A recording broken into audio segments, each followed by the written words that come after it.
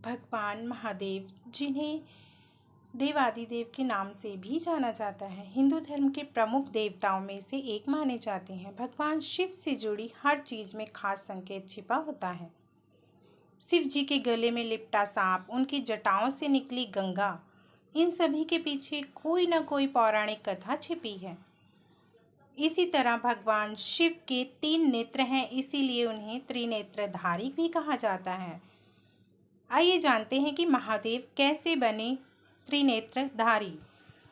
भगवान की तीसरी आंख से संबंधित कहानी महाभारत के 6ठे खंड के अनुसार अनुशासन पर्व में मिलती है और इसके अनुसार एक बार भगवान शिव हिमालय पर्वत पर सभी देवी देवताओं, ऋषि मुनियों और ज्ञानियों के साथ बैठक कर रहे थे। तभी सभा में माता पार्वती आई और उन्होंने उपहास करते हुए भगवान शिव की दोनों आँखों पर पट्टी बांध दी। जैसे ही माता पार्वती ने भगवान शिव की आँखें बंद कर दी, पूरी पृथ्वी पर अंधकार फैल गया। इससे पृथ्वी पर रहने वाले सभी प्राणियों में हाहाकार मच गया।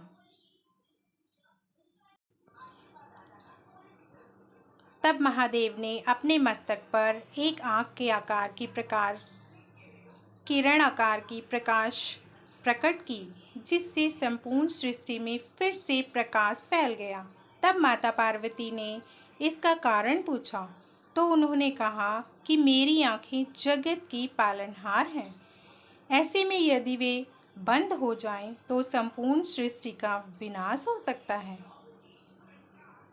यही कारण है कि भगवान शिव ने पूरी दुनिया की रक्षा करने के लिए अपनी तीसरी आँख प्रकट की।